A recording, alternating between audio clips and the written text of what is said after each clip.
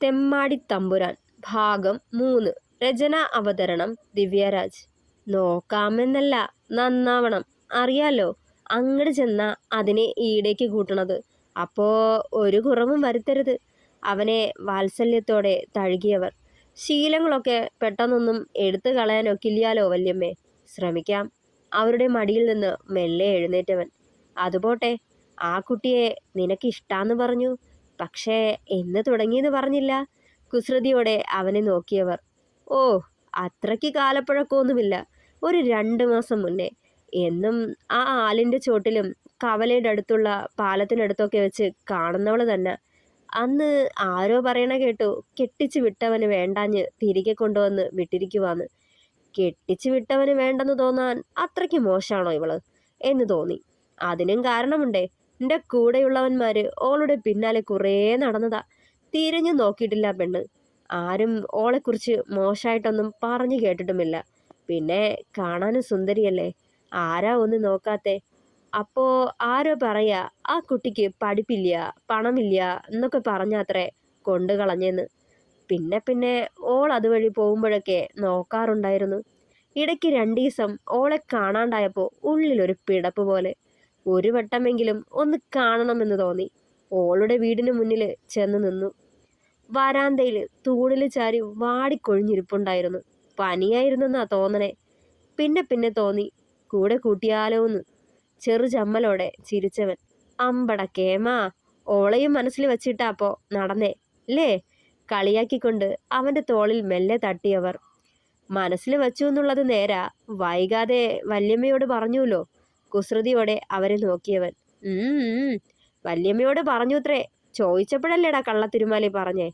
ഇതാവുമ്പോ ഒരു പാവം കുട്ടിയാ. എന്നെ ഭരിക്കാൻ വരില്ലായിരിക്കും. വല്യമ്മേനെയും അമ്മയെ പോലെ കരുതിക്കോളും. ചെറുചിരിയോടെ തലമുടി മാടിയൊതുക്കിയവൻ. അയ്യടാ, എന്നെ നോക്കണ്ടാ നീയ്. നിങ്ങളെ നന്നായി ജീവിച്ചാ മതി. എൻ്റെ സുമിത്രക്കുട്ടിയുടെ ആത്മാവ് ഒക്കെ കാണുന്നുണ്ടാവും. സന്തോഷിക്കട്ടെ ഓള്.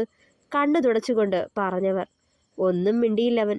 ഉമ്മറത്തെ അമ്മയുടെ വലിയ ചുവർചിത്രം കണ്ട ഓർമ്മയേയുള്ളൂ തനിക്ക് അമ്മയെന്നാൽ. പക്ഷേ അച്ഛൻ കാണുന്നത് പോലും വെറുപ്പാണ് അയാളെ. അയാൾ ജീവിച്ചിരിക്കെ തന്തയില്ലാത്തവനെന്ന പേര് ഒത്തിരി കേട്ടാ വളർന്നത്. അതില് പ്രത്യേകിച്ച് സങ്കടമൊന്നും തോന്നിയിട്ടില്ല. ഇങ്ങനെ ഒരു തന്തയുണ്ടെന്ന് പറയുന്നതിലും ഭേദം തന്തയില്ലാത്തവനെന്ന് പറയുന്നതാ. പുച്ഛത്തോടെ ചുണ്ടുകൂട്ടിയവൻ.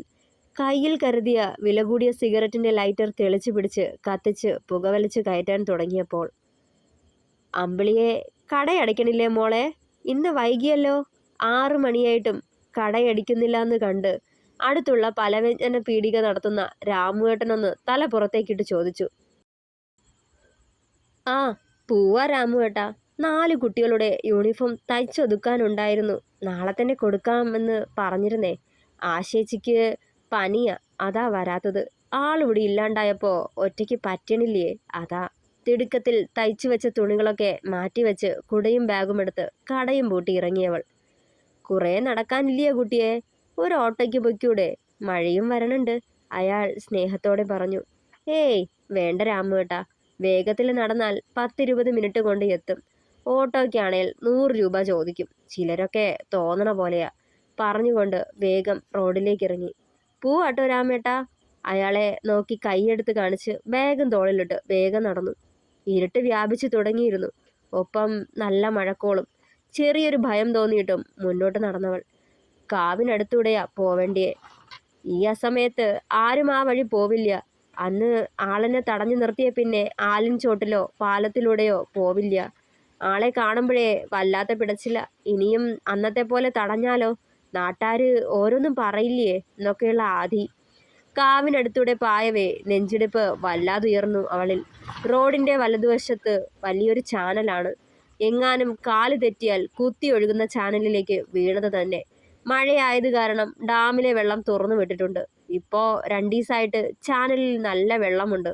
ഓർത്തുകൊണ്ട് കുറേ ദൂരം പോയതും പിന്നീന്ന് കരിയില ചവിട്ടിഞ്ഞെരിക്കുന്ന ഒച്ച ഉയർന്നു കേട്ടിരുന്നു. ഒരു നിമിഷം ഭയന്ന് വിറച്ച് അവളൊന്ന് തിരിഞ്ഞു നോക്കി. ആരെയും കണ്ടില്ല. വല്ല പട്ടിയോ പൂച്ചയോ ആവും, അല്ലാണ്ടാരാ ഈ അസമയത്ത്?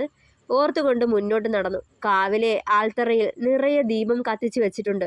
മൺതിട്ടയുടെ മുകളിലൂടെ അവൾ കണ്ടതും ദൂരെ നിന്ന് ഒന്ന് തൊഴുതു. തിരിഞ്ഞു നടക്കാൻ തുടങ്ങിയതും മുന്നിലേക്കൊരു രൂപം ചാടി വീണിരുന്നു.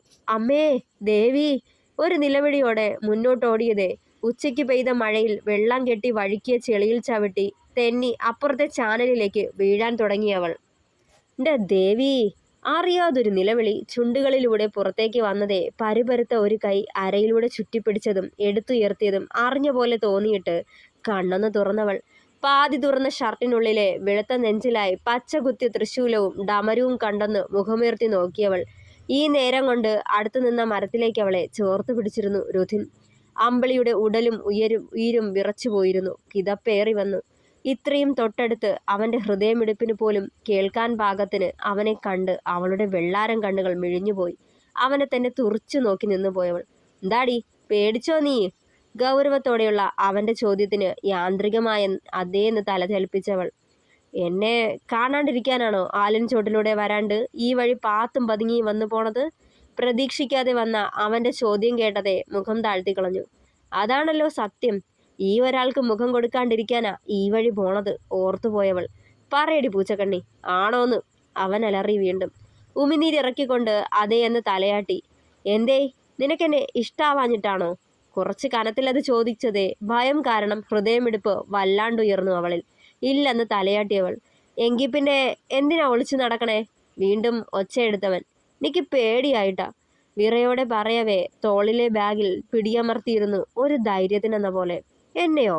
കണ്ണുകൾ കുറുക്കി സംശയത്തോടെ നോക്കി അവനവളെ. മുഖം താഴ്ത്തി നിൽപ്പാണ്. താടിത്തുമ്പിൽ പിടിച്ച മുഖമൊന്നുയർത്തി രുധിനന്നേരം. മൃദുവായി മൂളവേ കണ്ണുകൾ പിടച്ചു പരൽമീനുകൾ കണക്കെ. എന്തിന്? വീണ്ടും കനത്തിലൊന്ന് ചോദിച്ചു. എനിക്കിഷ്ടമല്ല കുടിക്കുന്നതും വലിക്കുന്നതും തല്ലുണ്ടാക്കുന്നതും.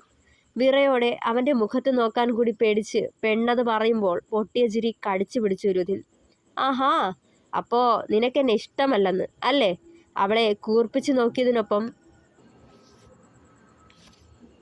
ഇരു കൈയും അവളുടെ ഇരുവശത്തായി മരത്തിൽ ചേർത്തു വച്ചു. വെപ്രാളത്തോടെ ഇരുവശത്തേക്കും പിന്നെ അവൻ്റെ മുഖത്തേക്കും മാറി മാറി നോക്കിയവൾ. അതല്ല, കുടിയും വലിയും തല്ലുപിടിയുമാ വേണ്ടെന്ന് ഞാൻ വിറയോടെ പറഞ്ഞു നിർത്തിയതും കെട്ട് കഴിഞ്ഞില്ല. അതിനു മുന്നേ എന്നെ ഭരിക്കാൻ വരുക അല്ലേടി നീ? അവളുടെ കവളിൽ മെല്ലെ പിടിച്ച് മുഖം മുകളിലേക്ക് ഉയർത്തി വെച്ചവൻ. വിട്, നിക്ക് പോണം, വൈകിപ്പോയി. അവൻ്റെ കൈ പിടിച്ചു മാറ്റാൻ നോക്കിയിട്ടും അനങ്ങിയില്ല. എന്നെ ദ്രോഹിക്കല്ലേ? കണ്ണ് നിറച്ചു പിടിച്ച് കെഞ്ചിയതും പെട്ടെന്ന് കൈയെടുത്ത് മാറ്റിയവൻ. ആ മുഖത്തെ ഗൗരവഭാവം മാറി ശാന്തമായ പോലെ. ആ, മുന്നോട്ട് നടന്നു.